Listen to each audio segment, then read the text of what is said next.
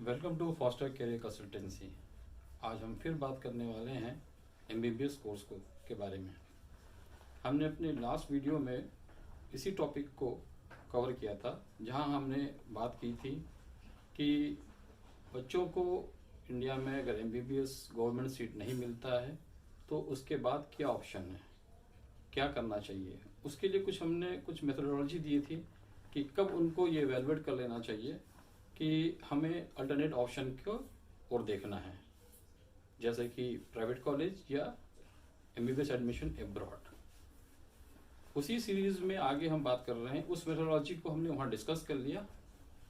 वो क्या मेथोडोलॉजी थी उसको देखने के लिए, समझने के लिए आपको मेरा पिछला वीडियो रेफर करना है, जिसका लिंक हमने ऑलरेडी इस डिस्क्रिप्शन में दे रखा है। उसी बात को आगे बढ़ाते हुए हम आज डिस्कस करने वाले हैं कि जब बच्चों ने ये तय कर लिया कि अब हमें अल्टरनेट ऑप्शन पे ही जाना है, जैसे कि प्राइवेट कॉलेज इन इंडिया या अब्रॉड कॉलेजेस, तो किन किन बातों का उन्हें ध्यान रखना है, इसको हम इस सीरीज में डिस्कस करने वाले हैं। जब हमने ये प्लान कर लिया कि हमने प्राइवेट कॉलेज या इंटरनेशनल कॉलेज को ऑप्ट करना है, तो कुछ बातों का हमें ख्याल रखना है। इन बच्चों को वापस इंडिया में आके ही प्रैक्टिस करनी है, तो इंडियन गवर्नमेंट से उनको प्रैक्टिसिंग के लिए सर्टिफिकेट लेना होगा, जो कि पहले MCI medical council of India दिया करती थी, जिसको रिप्लेस करके अब एनएमसी एक बॉडी है, नेशनल मेडिकल कमीशन, उसके द्वारा दिया जाता है। एनएमसी ने कुछ अपने गाइडलाइंस लेआउट किए हैं, कुछ गाइडलाइंस बनाए हैं, जिसके करिकुलम को फॉलो करने वाले ही कॉलेज और यूनिवर्सिटीज इंडियन गवर्नमेंट से प्रैक्टिसिंग सर्टिफिकेट पा सकते हैं। पॉज कर दो। एनएमसी ने वो कौन से गाइडलाइन बनाए हैं, आइए उसको पहले हम समझते हैं, और इस गाइडलाइन के इन पॉइंट्स को हमें ख्याल रखना है किसी भी कॉलेज में एडमिशन लेने से पहले। एनएमसी ने जो पहला अपने गाइडलाइन का जो पहला पॉइंट दिया है वो है कि जो भी कॉलेज या यूनिवर्सिटी, वो चाहे इंडिया का हो चाहे अब्रॉड का हो, वो 54 मंथ्स का करिकुलम को फॉलो करता हो, यानी 4.5 साल का करिकुलम उसका हो। ये फर्स्ट एंड फॉरमोस्ट है। माध्यम यानी कि मीडियम ऑफ एजुकेशन इंग्लिश हो, ये इनका दूसरा पॉइंट है जो कि हमें ध्यान रखना है, क्योंकि ये प्रॉब्लम इंटरनेशनल कॉलेजेस में आ सकती है। बहुत से कॉलेजेस बाइलिंगुअल होते हैं या उनके रीजनल अगर कोई लैंग्वेज में हो, तो इसका ख्याल रखना है कि हमें उन कॉलेजेस को ऑप्ट करना जहां मीडियम ऑफ एजुकेशन इंग्लिश हो। तीसरा पॉइंट ये है कि जिस कॉलेज या कंट्री में बच्चे ने 54 मंथ्स का करिकुलम को फॉलो किया है इस कॉलेज ने, वहां पे उनको 12 महीने का इंटर्नशिप को भी करना है, यानी कि 54 प्लस 1 ईयर 12 मंथ्स का इंटर्नशिप होना जरूरी है। ये 2-3 चीज ये है मोटी मोटी, जो भी कॉलेज यूनिवर्सिटी इसको फॉलो कर रही है वो हमारे इंडिया की एनएमसी की गाइडलाइन को पूरा कर रहा है, और वो बच्चे ही इंडिया में कुछ फॉर्मेलिटीज के बाद, जिसको हम इंडियन एनएमसी ने कुछ टेस्ट वगैरह रखे हैं, जिसको हम नेशनल एग्जिट टेस्ट कहते हैं, उसको क्वालिफाई करने के बाद ही प्रैक्टिस कर सकते हैं। लेकिन उससे पहले ये चीज का ख्याल रखना है जो एनएमसी की गाइडलाइन है। उन बच्चों के लिए जो बाहर से पढ़ के आ रहे हैं, उनको 2 चीजें करनी है। एक तो उनको 54 मंथ्स का करिकुलम को ख्याल रखना है, फिर 12 मंथ्स इंटर्नशिप, और इंडिया में नेक्स्ट का एग्जाम क्वालिफाई करने के बाद उनको एक बार और 12 महीने का यानी 1 ईयर्स का इंटर्नशिप करना होगा। यानी कि इन बच्चों को डुअल इंटर्नशिप का अब कॉम्प्लायंस है, इनको डुअल इंटर्नशिप करनी होगी before getting the certificate for practicing in India. NMC की डिटेल गाइडलाइन को जानने के लिए आप उसके वेबसाइट पे और गूगल कर सकते हैं। ये गाइडलाइन पब्लिक डोमेन में क्लियरली अवेलेबल है। Anyone can go through it and have a better knowledge and better idea of the NMC guideline before getting admission to any college, ताकि आपकी मेहनत, आपका पैसा बर्बाद ना हो। अब एक बार जब हमने सारी चीजें चेक कर ली कि कॉलेजेस इसको फुलफिल करते हैं, और हमने जब हम यहाँ तक रिसर्च कर लिए तो ये क्लियर है कि बच्चे ने अब दूसरे ऑप्शन यानी कि प्राइवेट कॉलेज या MBBS फ्रॉम अब्रॉड का उसका प्लान बन गया है। अब इन दोनों में एक डिलेमा होता है कि अगर हमारे पास ऑप्शन है इंडिया में प्राइवेट कॉलेज करने का तो बाहर क्यों जाएं। बात भी सही है। तो इसको हम समझते हैं कि हम इंडिया से अगर करते हैं तो उसमें क्या चैलेंजेस हैं, और बाहर जाते हैं तो उसके क्या चैलेंजेस हैं। इन चैलेंजेस को भी हमको समझना ज़रूरी, बखूबी ज़रूरी है। इंडियन प्राइवेट कॉलेजेस में बट ऑब्वियस अगर एडमिशन मिलता है दी बेस्ट है। रीज़न कि आप अपने कंट्री में हैं, अपने हैबिटेट में हैं, अपनी लैंग्वेज, अपने सब कुछ वो आप पा रहे हैं जो जिसमें आपकी परवरिश हुई है, जिस हैबिटेट में आपने अपनी सारी जीवन गुजारा है। तो प्रॉब्लम क्या है इसमें? प्रॉब्लम कुछ नहीं है। इसमें इंडिया के जो लिमिटेड कॉलेजेस हैं प्राइवेट में भी, जिसकी संख्या अप्रॉक्सीमेटली 45-50,000 के आसपास ही है। अब इसमें जो एडमिशन होता है वो मेरिट बेसिस पे होता है। जो बच्चों का गवर्नमेंट कॉलेजेस में नहीं हुआ, उसके बाद जो बच्चे हैं वो अपनी मेरिट को प्रूव करते हैं। यानी कि अगर हम 15-17 लाख बच्चों में अगर इनको स्क्रीनिंग किया जाए तो गवर्नमेंट कॉलेज के बाद के जो बच्चे बचे हैं उनका ही इस प्राइवेट कॉलेजेस में होगा। एक चीज। दूसरी चीज, ये काउंसलिंग के थ्रू होगा। और तीसरी बात, इन कॉलेजेस की फीस, कुछ एक कॉलेज जहाँ पे फी स्ट्रक्चर थोड़ा सा स्लाइटली कंपेरेटिवली कम है, वो भी 60-70 लाख है। उनकी मेरिट ऑब्वियस बहुत ज़्यादा जाती है क्योंकि उसकी दौड़ में सभी बच्चे होते हैं। और उसके बाद दूसरे कॉलेजेस जो ऑप्शन है उनका फी स्ट्रक्चर करोर्स में जाता है। Even sometime it is more than 1 crore, 1.5 से लेकर 1.75 करोड़ तक जाता है। तो ये एक सबसे बड़ा कॉन से या इसका ये डिसएडवांटेज है जो इंडियन प्राइवेट कॉलेजेस की में एडमिशन लेने के लिए आपको ये फेस करना पड़ेगा। तो इंडियन प्राइवेट कॉलेजेस की फी स्ट्रक्चर थोड़ा हाई साइड है, और इस पे अगर आप किसी भी एक्सपर्ट से, किसी से भी ओपिनियन लेंगे, इवन डोंट सजेस्ट कि बच्चे को इतना इन्वेस्टमेंट सिर्फ अपने MBBS कोर्स के लिए करना चाहिए, क्योंकि उसके बाद के भी इन्वेस्टमेंट खड़े हैं। जैसे बच्चे ने अगर पोस्ट ग्रेजुएशन करना है, PG करना है, तो उसकी फीस भी बहुत ज़्यादा है। वो भी नहीं अगर करनी है तो क्लिनिकल सेटअप उसकी भी एक कॉस्ट होती है। तो ये कुछ चीज़ें हैं जिसके लिए काफ़ी सारे एक्सपर्ट्स भी मना करते हैं कि अनटिल अनलेस आपके पेरेंट या मदर फादर में से कोई इस मेडिकल प्रोफेशन में नहीं है, जिनका ऑलरेडी इस्टेब्लिश बिजनेस है, एक इस्टेब्लिश प्रोफेशन है, आपको इतना बड़ा रिस्क नहीं लेना चाहिए to invest into the Indian private colleges. उसके विपरीत, उसके अपोजिट हमारे पास बहुत सारे ऑप्शन हैं जो ब्रॉड में हैं और काफ़ी इकोनॉमिकल हैं, जिसके अंदर हम सोच सकते हैं।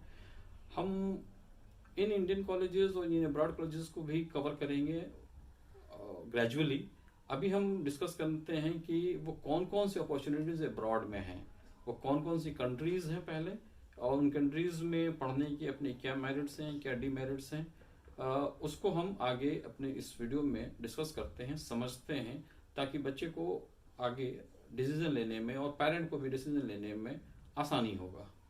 कंट्रीज जो हमारे नेबर्स में हैं, जहाँ पे MBBS की पढ़ाई हो रही है, जो NMC को गाइडलाइन को फॉलो कर रहे हैं, उन कंट्रीज में अगर हम उनको सीक्वेंस वाइज नहीं, अगर ऐसी बात करें तो सबसे करीब में और सबसे पड़ोस में हमारा जो कंट्री आता है वो बांग्लादेश है। उसके बाद आता है हमारे पड़ोस में Nepal, China, Russia, Uzbekistan, Kazakhstan और जॉर्जिया, पोलैंड। ये कुछ कंट्रीज हैं जहाँ पे बच्चे को बहुत सारे ऑप्शंस मिल जाएंगे, पेरेंट्स को बहुत सारे ऑप्शन मिल जाएंगे। इन कंट्रीज की अपनी एक कुछ मेरिट्स हैं, कुछ इन कंट्रीज के कॉलेजेस के अपने कुछ मेरिट्स हैं, कुछ डीमेरिट्स हैं। वो क्या है वो आइए हम समझते हैं एक एक करके। इन अब्रॉड कंट्रीज को समझते हुए सबसे पहले हम जिक्र करते हैं बांग्लादेश के। बांग्लादेश जो कि हमारे नेबरिंग सबसे नियरेस्ट कंट्री है और जो हमारा ही एक हिस्सा कभी हुआ करता था, तो उसके बहुत सारे मेरिट्स हैं वहाँ से पढ़ने के लिए। एक तो वहाँ का जो माहौल है, वहाँ का जो क्लाइमेट है, सब कुछ अपने इंडिया जैसा ही है। अगर उसको उसके मेरिट्स को हम पॉइंट वाइज समझना चाहें तो हम इस तरह से समझ सकते हैं। उनका इंफ्रास्ट्रक्चर काफ़ी एडवांस है, उनके सारे मेडिकल कॉलेजेस हॉस्पिटल से अटैच हैं, they all the colleges have their own hospital. सबसे अच्छी चीज़ है हमारी और उनकी, हमारी diplomatic relationship with Bangladesh is very good. हमारा इंडो बांग्ला डिप्लोमेटिक रिलेशन काफ़ी अच्छा है। बांग्लादेश के मेडिकल कॉलेजेस जो हैं काफ़ी एक्लेम्ड हैं और वो रिकॉग्नाइज्ड हैं। हमने डिस्कस किया उनके क्लाइमेट हमारे जैसे हैं, वहाँ पे भाषा का थोड़ा सा एक लोकल लैंग्वेज के साथ स्ट्रगल है, बट बाकी उसको मैनेजेबल है। ऐसा भी नहीं है कि वो मैनेज नहीं हो सकता है। और वहाँ स्टे और फूड काफ़ी इकोनॉमिकल है। और सबसे अच्छी चीज़ एक स्टूडेंट्स के लिए जो बांग्लादेश में है वो ये है कि Bangladesh as a country is a dry country, यानी कि वहाँ अल्कोहल, ड्रग्स और नाइट लाइफ पूरी तरीके से बैन है, जो कि एक अच्छी चीज़ है एक किसी भी स्टूडेंट्स के लिए जिनकी अपने एजुकेशन को पूरा करने के लिए जो ये तरीके का हर्डल्स, ये इस तरीके की चीज़ें जो उनको इंटरप्ट करते हैं, वो चीज़ें बांग्लादेश में नहीं है। अब अगर उनकी मेरिट्स की हम बात कर रहे हैं तो उसमें कुछ तो डीमेरिट्स ज़रूर होंगे। वो क्या है वो हम डिस्कस करते हैं। सबसे बड़ी चीज़ जो सबसे बड़ी डीमेरिट्स बांग्लादेश के कॉलेजेस का है कि वो 1 साल से ज़्यादा गैप को परमिट नहीं करते हैं। Not more than 1 years gap is not permissible to any Bangladesh college और यूनिवर्सिटी। यानी कि 10+2 के बाद 1 साल और तैयारी करता है बच्चा, उसके बाद एडमिशन लेता है तो मुमकिन है। बट अगर 2 साल या 3 साल का गैप होता है तो वो बांग्लादेश के कॉलेज यूनिवर्सिटी उनको एडमिशन नहीं देंगे। फी थोड़ा सा हायर साइड में है बांग्लादेश का, इंडिया से तो थोड़ा कम है, बट फिर भी वो थोड़ा सा हायर साइड में। It start from 50-60-70 lakhs, it start from 60-70 lakhs approximately. और इतना ही नहीं, बांग्लादेश की यूनिवर्सिटीज़ जो हैं फीस का 40-50% जो पार्ट है वो अपने पहले साल ही ले लेते हैं। ये एक सबसे बड़ा एक कौन से बांग्लादेश के लिए कि जिसमें आपका major part of the fee goes into very first year, rest goes into the respective years. इस सीरीज में जो दूसरी कंट्री जिसको हम डिस्कस करेंगे वो है नेपाल। अगेन बिल्कुल सटा हुआ है, करीब है, access to Nepal is easy. आराम से आप उसको आप जा सकते हैं, विजिट कर सकते हैं, देख सकते हैं, और काफ़ी बेहतर ऑप्शन है नेपाल में। इसके मेरिट्स को अगर हम पॉइंट वाइज समझने की कोशिश करें तो कुछ इस तरीके से है। नेपाल के कॉलेजेस भी जैसे बांग्लादेश के कॉलेज थे वैसे ही ये भी इंटरनेशनल बॉडीज से एक्लेम्ड हैं, रिकॉग्नाइज्ड हैं, जिसमें WHO, यूनेस्को वगैरह आते हैं, उनके से भी ये प्रॉपरली रिकॉग्नाइज्ड हैं। ये भी हमारे NMC की गाइडलाइंस को फॉलो करते हैं। 54 मंथ्स के major of the colleges, 54 months tenure, 1 years internship, ये और medium of education as a English वो करते हैं। हैसल फ्री माइग्रेशन है टू नेपाल। लैंग्वेज और हैबिटेट काफ़ी कुछ मिलता जुलता है। लैंग्वेज में थोड़ा नेपाली और हिंदी मिली जुली है, क्योंकि नेपाल से काफ़ी लोग इंडिया में काम करते हैं, तो जो भाषा का वो आपस में बोलचाल में काफ़ी मिलता जुलता है, मतलब मैनेजेबल है, जो आदमी लोकल लैंग्वेज में उसको मैनेज कर सकता है, तो ये एक अच्छी एडवांटेज है। और नेपाल में पुराने और अच्छे कॉलेजेस हैं, ज़्यादातर काफ़ी पुराने एस्टेब्लिशमेंट हैं, और वहाँ पर रहना एक अफोर्डेबल लिविंग स्टाइल है, काफ़ी अफोर्डेबल फूड्स, अकोमोडेशन, सब चीज़ें हैं। ये तो इसकी अच्छाई है ही है। अगर इसको हम कुछ कॉन्स इसके हम ढूंढना चाहें तो वही कि लैंग्वेज में थोड़ा बहुत फ़र्क आ सकता है। कुछ जो बहुत इंटीरियर्स में है तो वहाँ लैंग्वेज शायद समझने, लोकल लैंग्वेज में आपको परेशानी हो कम्युनिकेट करने में। दूसरी चीज़ है कि इस वहाँ का पॉपुलेशन थोड़ा कम है। पॉपुलेशन कम होने से क्या है, इस चीज़ का ख्याल रखना है कि इस कोर्स में बार बार ये जिक्र आएगा कि पॉपुलेशन कहाँ ज़्यादा और कहाँ कम है। इंडिया इस माने में क्यों बेहतर है, क्योंकि हमारे पास पॉपुलेशन ज़्यादा है, हमारा प्रैक्टिकल एक्सपोजर ज़्यादा है। नेपाल में हम जब बात कर रहे हैं तो वहाँ पर प्रैक्टिकल एक्सपोजर आपको कम मिलेगा पॉपुलेशन कम होने की वजह से। इसी की उलट जब हम बांग्लादेश की बात कर रहे थे, वहाँ पर भी पॉपुलेशन अच्छी खासी है, तो वहाँ पर भी प्रैक्टिकल एक्सपोजर अच्छा मिलेगा। नेपाल का फीस कंपेरेटिवली इंडिया से तो कम है, बट वो भी ठीक ठाक ही है। वो फीस क्या है, किन कॉलेजेस में क्या है, कैसे, वो हम आगे इसको समझेंगे ग्रेजुअली। हमारी अगली कंट्री है जॉर्जिया। जॉर्जिया एक बहुत अच्छा ऑप्शन है। जॉर्जिया एज ए कंट्री अगर हम डिस्कस करें, ब्यूटीफुल लैंड, एक बहुत ही खूबसूरत शहर, मुल्क। जॉर्जिया के भी most of the country colleges जो हैं वो एनएमसी की गाइडलाइन को फॉलो करते हैं, और बहुत ही कम समय में जॉर्जिया के कॉलेजेस ने अपनी एक इंटरनेशनल पहचान बनाई है। वर्ल्ड वाइड इसको काफ़ी एक्लेम्ड, काफ़ी अप्रिशिएशन भी है, जितनी जिस रफ्तार से इन्होंने अपने को डेवलप किया है। और काफ़ी बच्चे इंडिया से जॉर्जिया पढ़ने जाते हैं। वहाँ का मौसम बहुत खूबसूरत, क्लाइमेट इज़ वेरी गुड, और लोग भी उतने ही बेहतर और फ्रेंडली हैं वहाँ के population. Cost of education very very affordable, काफ़ी कम है, लो कॉस्ट ऑफ एजुकेशन है। सीट्स वहाँ काफ़ी हैं। सबसे अच्छी चीज़ है कि वहाँ पे अवेलेबिलिटी ऑफ सीट्स, चूँकि मेडिकल कॉलेजेस बहुत हैं, अवेलेबिलिटी सीट्स भी काफ़ी है। और वहाँ पे बच्चों को रहते हुए इंडियन फूड्स या इंडियन एनवायरनमेंट का इतनी कमी नहीं खलती, क्योंकि बच्चे बहुत ज़्यादा हैं, तो उस तरीके का माहौल बना हुआ है, और इंडियन फूड्स भी इजीली भी अवेलेबल होते हैं। They too follow the same guidelines of NMC, 54 months का करिकुलम, एकेडमिक करिकुलम, 12 months का इंटर्नशिप। और सबसे अच्छी चीज़ क्या है कि 100% वीज़ा हमें मिल जाता है। मतलब जॉर्जिया जो है 100% वीज़ा अप्रूवल, यानी कि जितने बच्चे अप्लाई करते हैं उनको ऑलमोस्ट 100% बच्चों को वीज़ा मिल जाता है फॉर दैट कंट्री। और ये मुल्क काफ़ी सेफ और फ्रेंडली है रहने के लिए।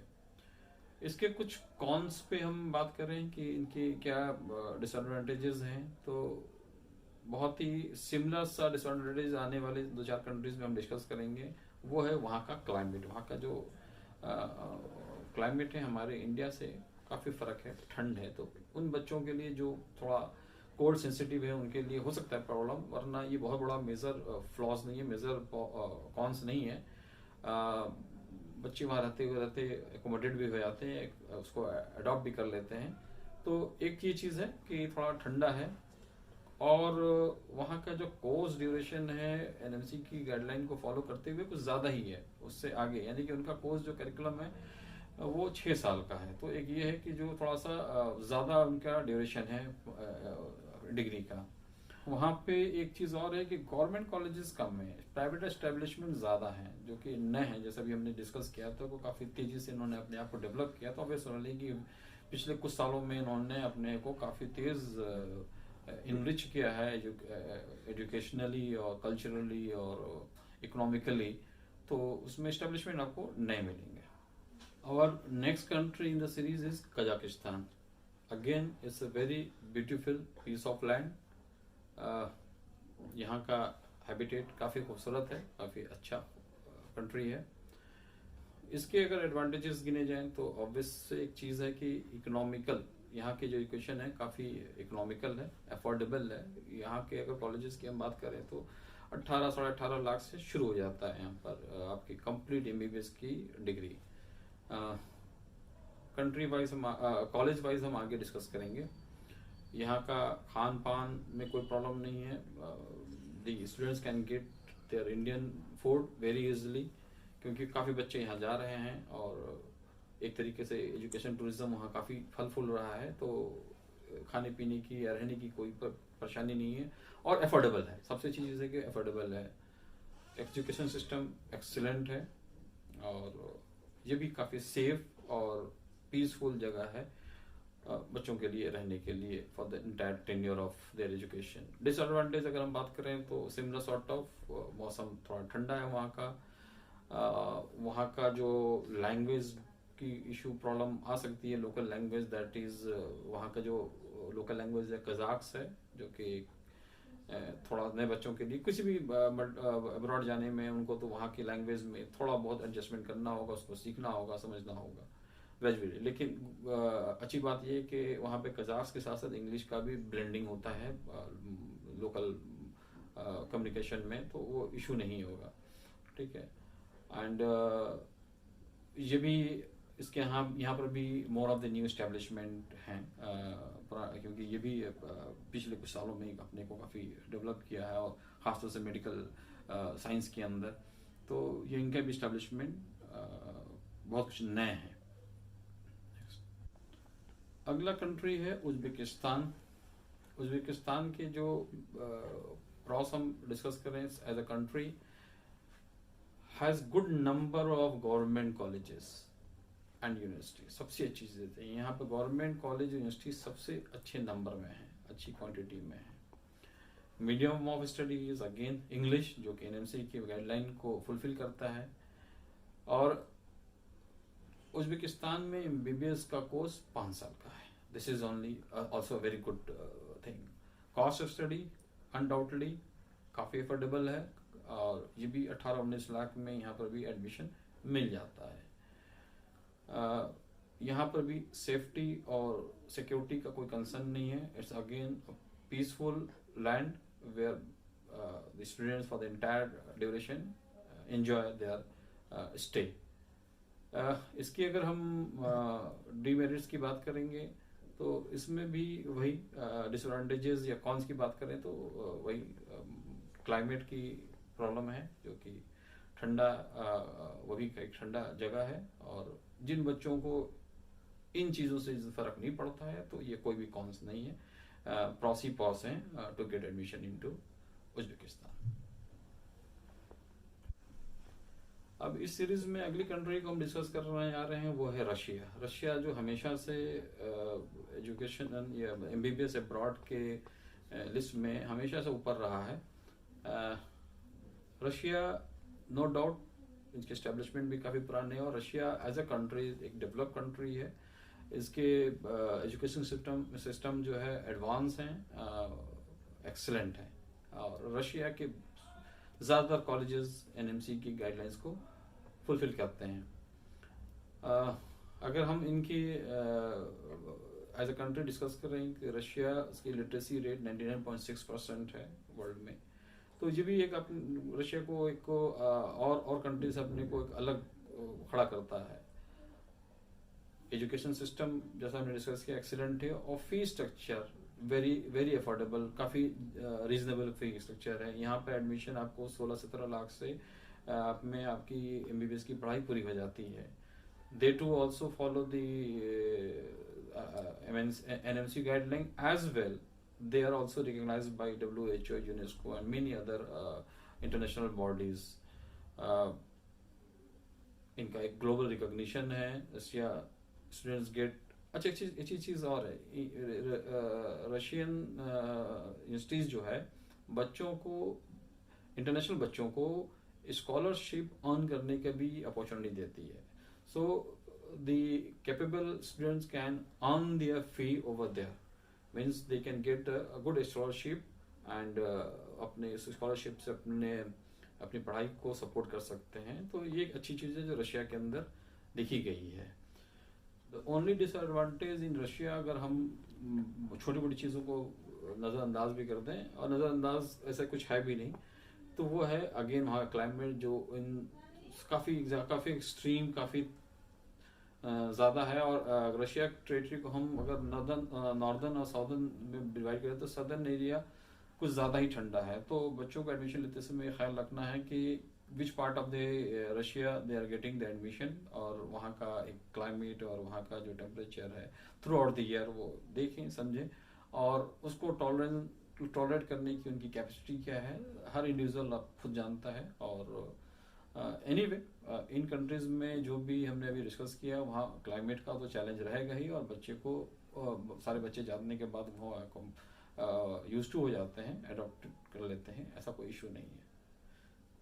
इस सीरीज में कुछ एक कंट्रीज और है जिसके बारे में हमें डिस्कस करना चाहिए, बट अभी हम इसको बहुत ही शैलो इस पर लेंगे। इसका रीज़न भी हम डिस्कस करेंगे, जैसे यूक्रेन हुआ, चाइना हुआ, और फिलीपींस, एक तीसरी कंट्री फिलीपींस।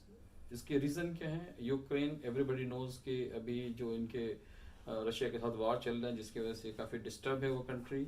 तो अभी उनका ऑफलाइन शेड्यूल का कुछ पता नहीं है, कुछ कॉलेजेस में ऑनलाइन शुरू हो गए हैं, तो अभी हम किसी को रिकमेंड नहीं कर रहे हैं।